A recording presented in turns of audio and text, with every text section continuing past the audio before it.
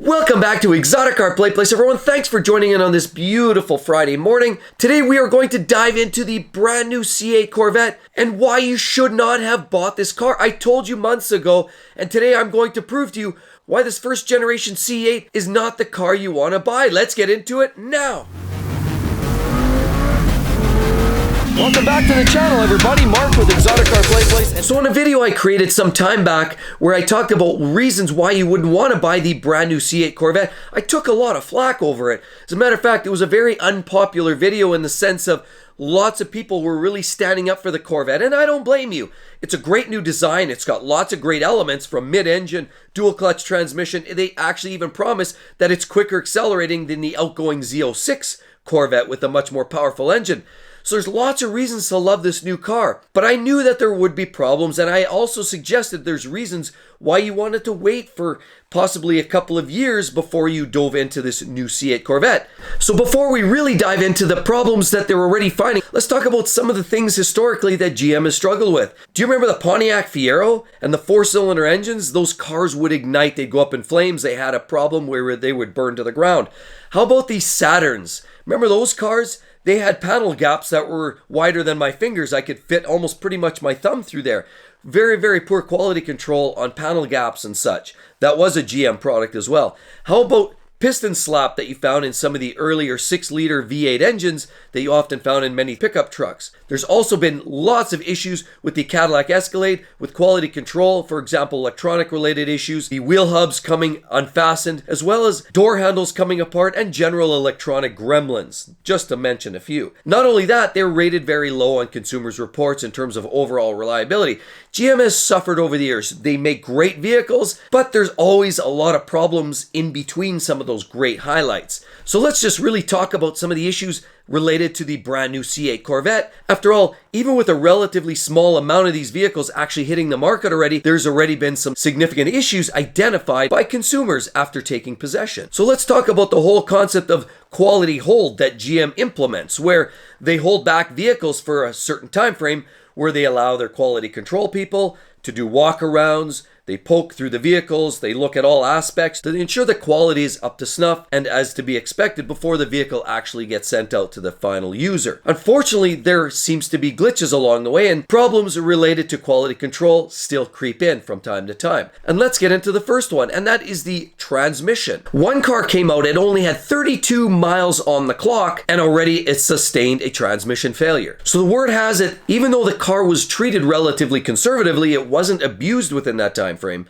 it still managed to fail. Now there's some discussion about how the programming is designed to limit torque in the first 2 gears for the first 500 miles of the car's life, and that is intended to allow a proper break-in, reduce engine RPM as well as reduce torque on the transmission, let everything sort of settle in, seat in properly. It looks like maybe that didn't actually take place in this case. Now with that said, we'll see if GM continues to seek out the same manufacturer supplier of transmissions. Let's not forget, dual clutch transmissions by their very nature struggle a little bit on reliability when you put lots of torque to them. They're great, they're fast, they're lightning quick, they allow automatic functionality, and they're really, really great. And there may be even a thought around that there's just too much torque on the transmission, leading to premature failure. Time will tell whether this transmission can hold up. And on top of that, let's not forget that Chevrolet plans to create much more powerful engines in the future with Z06 and possibly ZR1 variants of the same car. Are the transmissions going to be suitable for that increased power?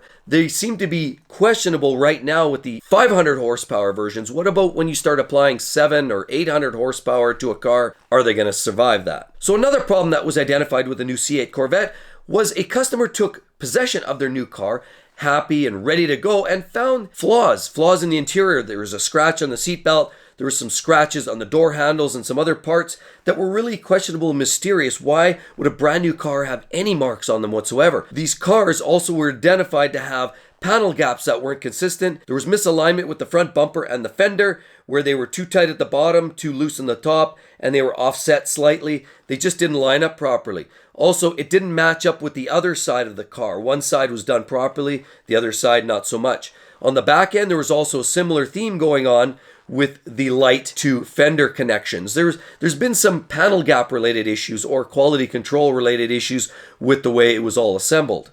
Not only that, did you hear about the third thing? And that was a paint related issue. There was a car actually identified that there was a chip on the edge of the door, and they tried to figure out what did that chip come from. It's a brand new car. It shouldn't have chips on the paint yet. But in fact, what had happened was there was a piece of fastening hardware that was behind the door. So as the door opens up, it hinges inwards, and it was catching a screw that was utilized to fasten part of a fender or fender liner in place. And that screw was sticking in too far, and when the door opened up, it caught the edge of the screw and it chipped the paint off the edge of the door. Also, a quality control concern nonetheless. These little details really do make you go, So there was a fourth quality control related issue that was very, very embarrassing.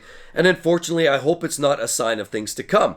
And it had to do with the interior finishing of these cars. Some of these cars can come with the upgraded leather interior, and as a result, there was a car identified with the contrast stitching that ran down the dashboard, and it didn't run in line. It was swerved and weaved all over the place. Could you imagine a new Bentley, Jag, Porsche, BMW owner that buys a new car that has stitching that doesn't follow a straight line? That would be chaos. These companies would shut the doors immediately, send everybody back to the drawing board. They'd be searching for the person who did that, who was accountable, and there would be heads rolling as a result of such a mistake. But in this case, this C8 Corvette had such a problem. Some leather interior was stitching that was all over the map, and it really, really did bring cheapness to the interior.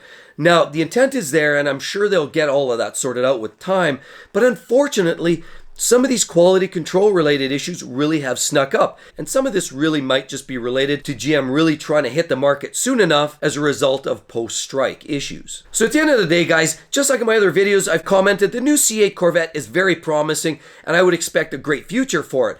However, I really do hope that GM gets some of the quality control issues sorted out in this car sooner than later so we can move on and enjoy the car for what it is supposed to be. High performance, high quality performance car for a reasonable dollar. Thanks a lot for sticking around to the very end, guys. I know you enjoyed the video, and if you did, be sure to hit the subscribe button and the notifications bell as well. That link over there, that's going to take you to the video that I originally described why you would not want to buy this first generation C8. Hope to see you guys in the next one. Catch you real soon. Bye-bye.